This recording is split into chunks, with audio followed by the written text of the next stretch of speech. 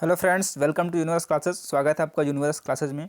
देखिए, UP TET का exam जो है 23 जनवरी को होना सुनिश्चित किया गया है और इसके लिए हम शुरुआत कर रहे हैं हिंदी की मॉडल पेपर की, जिसमें 28 दिसंबर से लेकर के लगभग 20 दिसंबर तक 20 दिसंबर तक या फिर 19 दिसंबर तक हम 20 से 25 मॉडल पेपर देंगे, जो कि होगा 20 से 25 क्वेश्चन का एक सेट। और यकीन मानिए, जब आप एग्ज़ाम देने जाएंगे तो आपको सारे के सारे क्वेश्चन इसी मॉडल पेपर से मिलेंगे, जो कि काफ़ी इम्पोर्टेंट और इसको रिसर्च करने के बाद बनाया जा रहा है। उसके बाद 20 जनवरी को हम एक देंगे हिंदी के मैराथन, जो कि क्वेश्चन फॉर्मेट होगा और पूरे क्वेश्चन को, पूरे सिलेबस को एक बार रिवाइज करके हम आपको एक मैराथन देंगे लगभग 2 से 3 घंटे का, और आपको पूरा पूरा पूरा का पेपर आपको 30 में 30 नंबर आपको यहीं से मिल जाएंगे। यदि आपको लगता है कि ये सही है तो आप इस वीडियो को ज़रूर देखें, और इसमें क्वेश्चन के साथ साथ आपको क्वेश्चन की व्याख्या बताई जाएगी। जहाँ पे इंपॉर्टेंट होगा वहाँ पे कुछ ट्रिक्स बताए जाएंगे, जिससे कि आपकी हिंदी बेहतर हो सके। और हिंदी ऐसा सब्जेक्ट है जिसमें आप 30 में 30 यूपी टेट या फिर यूपी टेट में ला सकते हैं। और इसके बाद बात करते हैं सुपर टेट की, तो इसमें सुपर टेट में भी लगभग 20 क्वेश्चन आएंगे, जो कि लैंग्वेज से होंगे, हिंदी से, और इसके लिए भी काफ़ी बेनिफिट है। तो आप इसको बिल्कुल स्किप ना करें, मिस ना करें। यदि आपको इसकी चाहिए पीडीएफ, तो आपको डिस्क्रिप्शन में लिंक मिलेगा, वहाँ का टेलीग्राम ज्वाइन करें, वहाँ से आप पीडीएफ प्राप्त कर सकते हैं। कोई भी सुझाव हो क्वेश्चन को लेकर या फिर किसी और तरह का, तो आप कमेंट बॉक्स में कमेंट जरूर करें। आइए देखते हैं पहला क्वेश्चन क्या है। मनोरथ का संधि विच्छेद होगा मनः प्लस रथ, मन प्लस ओरथ, मनो प्लस रथ, या फिर मन प्लस रथ। इसमें होता है, क्या होता है, मनः प्लस रथ। ये कौन सी संधि है? ये है विसर्ग संधि। संधि इसमें विसर्ग है और इसका जो विच्छेद होता है मनः प्लस रथ, यानी कि मनोरथ। नेक्स्ट क्वेश्चन है, निम्नलिखित में से कौन सा शब्द सूर्य का पर्यायवाची नहीं है? पेपर देते समय नहीं है और हाँ में आप जरूर ध्यान देंगे, क्योंकि इस तरह से जो सिली मिस्टेक होता है 2 से 3 क्वेश्चन का हो जाता है, आप वहाँ से 2-3 क्वेश्चन बचा सकते हैं। दिनकर, ये तो बिल्कुल है। रवि भी है। अंशुमाली, यामिनी, बताना इसमें से कौन सा नहीं है। तो जो यामिनी है वही नहीं है, क्योंकि यामिनी जो है रात्रि का पर्यायवाची है। अब देख लेते हैं और क्या क्या है। अन्य पर्यायवाची जो रात के हैं, इसके पर्यायवाची जो हैं रात के, रात्रि के रात हैं, रैन है, रजनी है, छाया है और निशीथ है। ये सब रात्रि के पर्यायवाची हैं। इसको आप नोट करते सकते। एक बार मैं बोल दे रहा हूँ। रात्रि की पर्यायवाची रात, रैन, रजनी, छाया, निशा और निशीथ। निशीथ इंपॉर्टेंट है, निशीथ पूछ सकता है आने वाले टेट के एग्जाम के लिए, क्योंकि जो क्वेश्चन बन रहा है, अब क्वेश्चन व्याख्या से भी क्वेश्चन बन जा रहे हैं, तो व्याख्या जरूर सुनिए, इंपॉर्टेंट है। और यह सेशन जो है डेली 11 बजे आपको मिल जाएगा सुबह में। आप 11 बजे चेकआउट कर सकते हैं। दिए गए विकल्प में से तद्भव शब्द का चयन कीजिए। बैंक, अमीर, अग्नि या फिर मुंह। इसमें तद्भव बताना है, तद्भव कौन सा है। तो मुंह जो है इसमें तद्भव है। ये तीनों तत्सम है।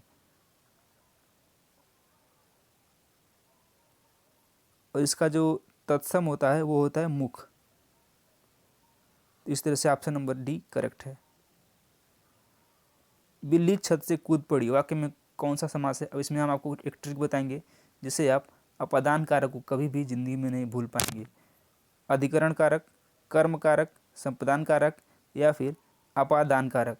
तो जहाँ भी अलगाव का सेंस हो, किसी चीज़ से कोई चीज़ अलग हो रहा हो, तो वहाँ आप आँख बंद करके अपादान कारक लगाएंगे। और अपादान कारक जैसे छत से ईंट गिरी, कुछ टूट के बिखर रहा है, या फिर बंदर पेड़ से कूद रहा है, इसमें भी अपादान कारक होगा।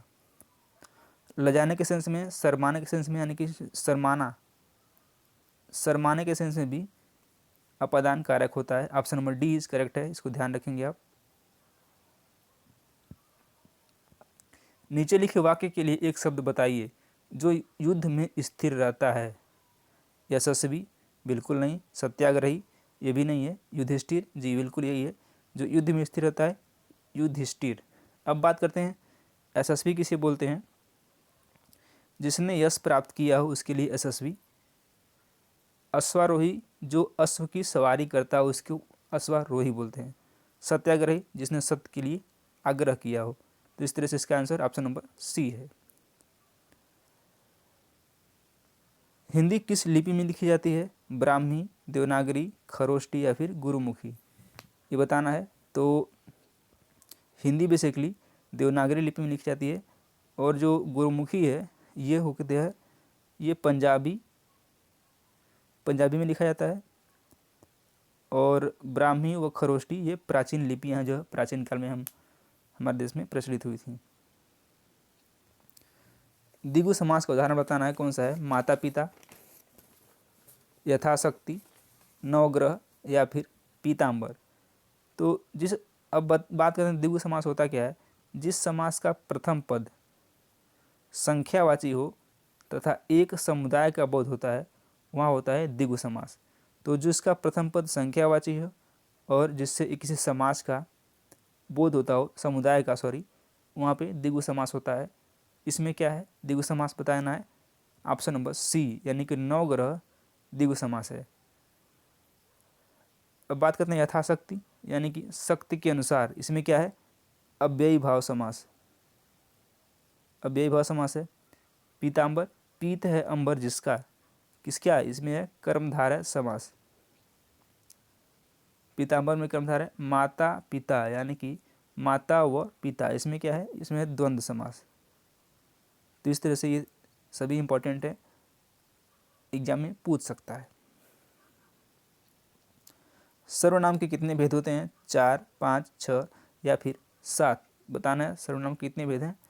तो सर्वनाम के 6 भेद होते हैं, option number C is correct है।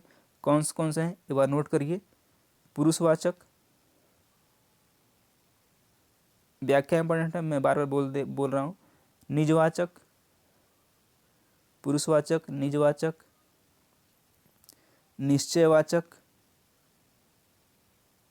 अनिश्चयवाचक, चौथा है अनिश्चयवाचक, पांचवा संबंधवाचक और छठा प्रश्नवाचक। एक बार फिर से, पुरुषवाचक, निजवाचक, निश्चयवाचक, अनिश्चयवाचक, संबंधवाचक और प्रश्नवाचक, 6 तरह के सर्वनाम होते हैं।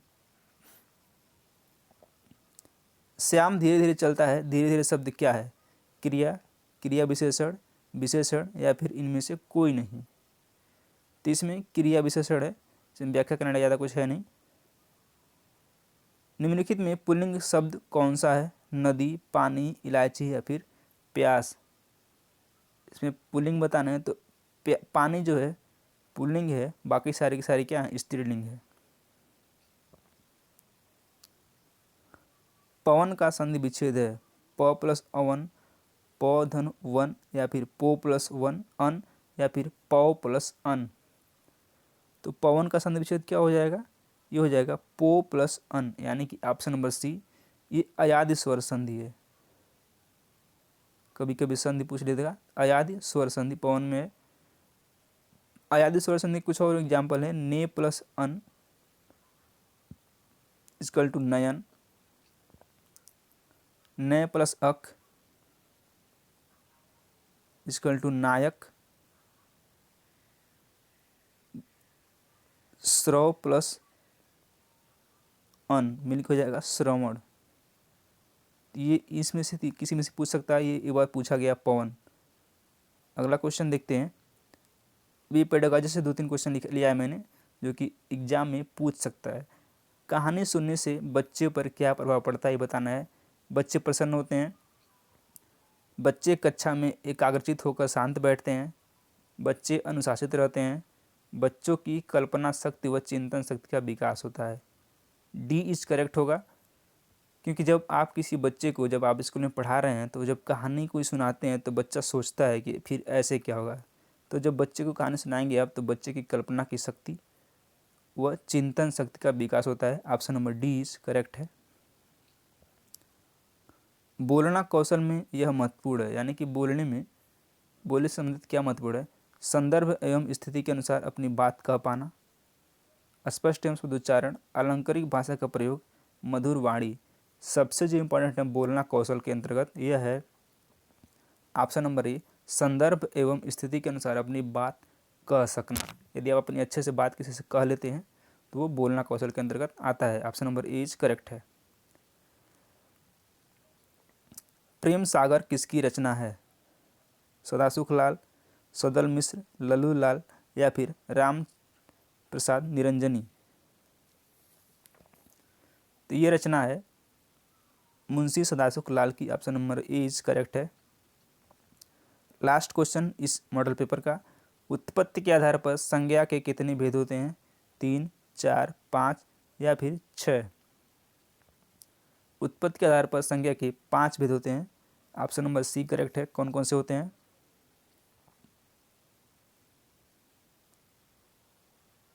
बताना है कौन कौन से होते हैं। पहला है व्यक्तिवाचक संज्ञा, व्यक्तिवाचक। दूसरा है भाववाचक, भाववाचक। तीसरा है जातिवाचक। चौथा समुदायवाचक और पांचवा है द्रव्यवाचक। ये उत्पत्ति के आधार पर संज्ञाएं हैं। व्यक्तिवाचक, भाववाचक, जातिवाचक, समुदायवाचक और द्रव्यवाचक, ये उत्पत्ति के आधार पर संज्ञा के 5 भेद होते हैं। इस तरह से ऑप्शन नंबर सी करेक्ट है। तो ये रहा 15 क्वेश्चन का मॉडल प्रैक्टिस सेट, जो कि यूपी टेट के लिए वेरी इंपॉर्टेंट है और यहाँ से डायरेक्ट क्वेश्चन आपको पेपर में देखने को मिलेंगे। हम उम्मीद करते हैं वीडियो पसंद आया। वीडियो पसंद है वीडियो को लाइक करें। चैनल के साथ नहीं जुड़े चैनल के साथ जरूर जुड़ें, ये बिल्कुल फ्री है।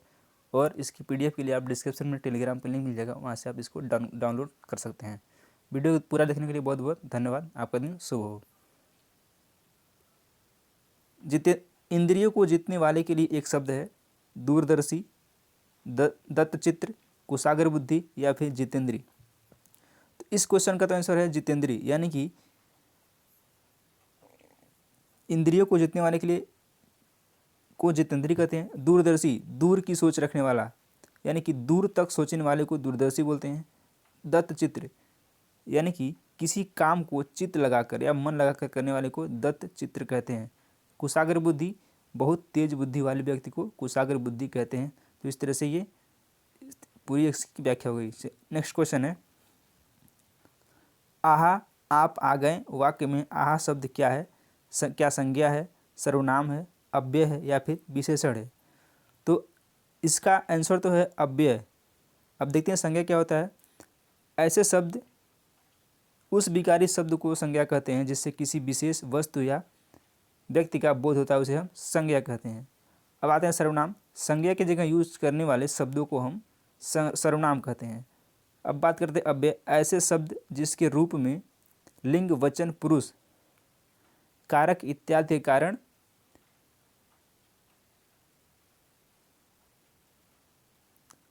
और अब का बात करते हैं विशेषण की। जो संज्ञा या सर्वनाम की विशेषता बताए उसे विशेषण कहते हैं।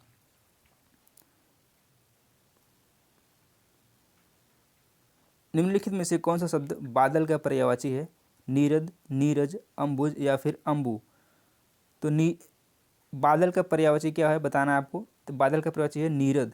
अब बात करते हैं ये सब किसके पर्यायवाची हैं? तो ये सब हैं कमल के पर्यायवाची। अब बादल के कुछ पर्यायवाची शब्द और देख लेते हैं। बादल के पर्यायवाची शब्द मेघ हैं, धर हैं, अभ्र है, जिमूत है, वारिधर है, पयोधी, ये सब हैं बादल के पर्यायवाची।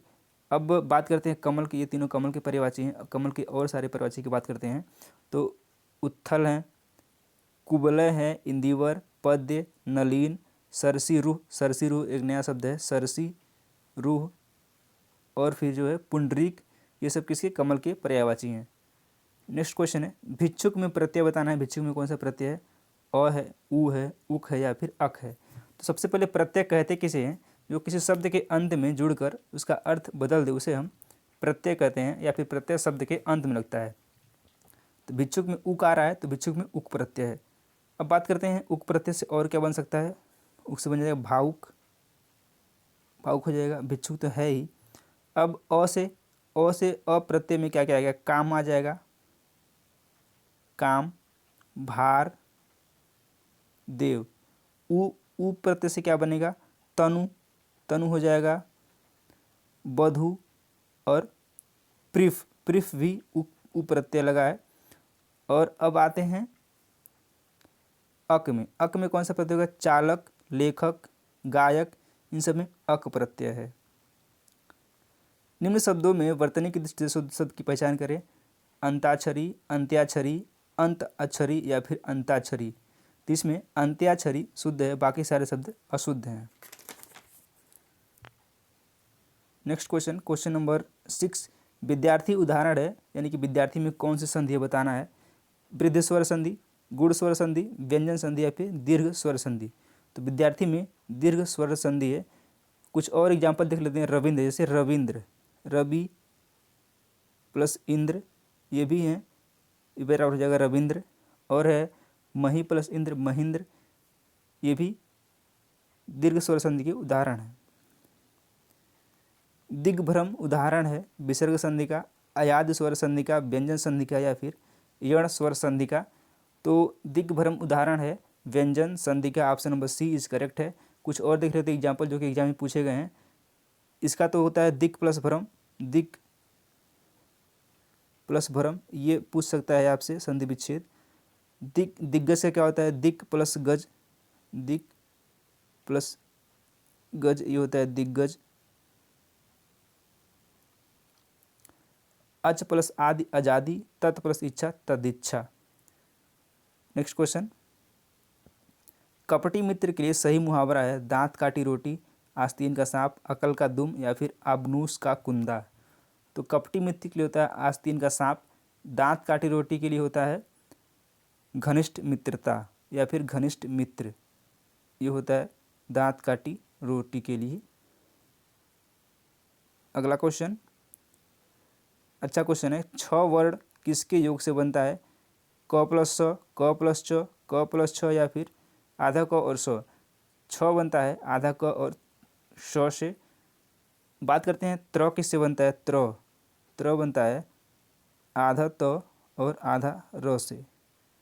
अब आता है ज्ञ किससे बनता है। ज्ञ ये बनता है आधा ज प्लस य से ज्ञ बनता है। एक और आता है श्र कैसे बनता है, तो बड़ा श आधा प्लस र, ये बनता है श्र। व्याख्या जितने बताए जा रहे हैं क्वेश्चन को आप इसको नोट करें, आपके आने वाले एग्जाम में बहुत हेल्पफुल होगा। घ का उच्चारण स्थान क्या है, मूर्धा, कंठ, तालु, दंत। तो एक क्रम होता है क, च, ट, त, प, कंठ, तालु, मूर्धा, दंत, ओष्ठ। यानी कि जो मूर्धा होगा इसमें ट वर्ग के अंतर्गत जितने आएंगे उसका उच्चारण स्थान मूर्धा से होगा। कंठ से होता है क वर्ड, यानी कि क वर्ड के अंतर्गत जितने भी आएंगे क वर्ग के अंतर्गत उनका उच्चारण स्थान कंठ होगा। क, ख, ग, घ, अंग, ये से किससे, कंठ से। तालु से आएगा च वर्ग, च, छ, ज, झ, य प्लस य, तालु के अंतर्गत आता है। और दंत त वर्ग, त, थ, द, ध, न, यह आता है दंत के अंतर्गत। इसका आंसर है कंठ, ऑप्शन नंबर बी। चिंतामणि किसका निबंध संग्रह है। बाल मुकुंद गुप्त, हजारी प्रसाद द्विवेदी, रामचंद्र शुक्ल या फिर श्याम सुंदर दास, ये बताना है। तो बाल मुकुंद का है गुप्त निबंधावली, इनका है गुप्त निबंधावली, गुप्त निबंधावली। और ये चिंतामणि जो है ये है रामचंद्र शुक्ल का, option number C is correct answer. इसमें हमने 2-3 क्वेश्चन पेडागॉजी के रखे हैं, क्योंकि पेडागॉजी से भी क्वेश्चन पूछे जाएंगे जो आपके लिए काफ़ी अच्छा होगा। बच्चों के लेखन कौशल का मूल्यांकन करने के लिए कौन सी विधि बेहतर हो सकती है। अपने अनुभव को लिखना, श्रुतलेख, पाठ आधारित प्रश्नों के उत्तर लिखना या फिर सुंदर लेख का अभ्यास। तो यदि किसी के लेखन कौशल का भी पहचान करना है या फिर मूल्यांकन करना है तो उसको बोलना है कि अपने अनुभव को लिखना होता है, उससे लेखन कौशल का मूल्यांकन किया जा सकता है। Option number A is correct answer. जैसे आपने किसी बच्चे को पढ़ाया तो आप उससे बोलें कि जो भी मैंने पढ़ाया है या फिर जो उसके अनुभव में आ रहा है वो उसको लिखे, उससे आप उसके लेखन कौशल का मूल्यांकन कर सकते हैं। गृह कार्य के बारे में कौन सा कथन उचित है। गृह कार्य अभिभावकों को व्यस्त रखने के लिए का उत्तम साधन है, ये तो बिल्कुल गलत है। जो ऑप्शन किसी बच्चे के खिलाफ हो या फिर बच्चे के अपोजिट हो वो ऑप्शन तो किसी भी हाल में सही नहीं होता है। तो इस तरह से ऑप्शन नंबर 1 गलत है। बच्चों की क्षमताओं और स्तर के अनुसार गृह कार्य दिया चाहिए। गृह कार्य कक्षा में किए गए कार्य का अभ्यास मात्र है, ऐसा भी नहीं है। गृह कार्य देना अति आवश्यक है, ये भी नहीं है। तो ये क्या हो जाएगा, बच्चों की क्षमताओं और स्तर के अनुसार गृह कार्य दिया जाना चाहिए। Option number B is correct है। अगला क्वेश्चन है, अतल अस्ताचल तुम्हें जानने न दूंगा पंक्ति में कौन सा अलंकार है? श्लेष अलंकार, उपमा अलंकार, रूपक अलंकार या फिर अनुप्रास अलंकार? ये है आपका अनुप्रास अलंकार। Option number C is correct है। और लास्ट क्वेश्चन आज के इस सेशन का, कार्य शब्द का तद्भव रूप बताइए। सेवा, कारज, काज या फिर काम? तो कार्य शब्द का तद्भव रूप काज है। Option number C is correct. ये समाप्त होता है। वीडियो को देखने के लिए बहुत बहुत धन्यवाद। आई होप आपको वीडियो पसंद आएगा। वीडियो पसंद है वीडियो को लाइक करें, चैनल को सब्सक्राइब जरूर करें, जिससे कि हमारा मोटिवेशन बना रहे। और कोई भी सुझाव हो तो आप कमेंट बॉक्स में कमेंट करें। धन्यवाद।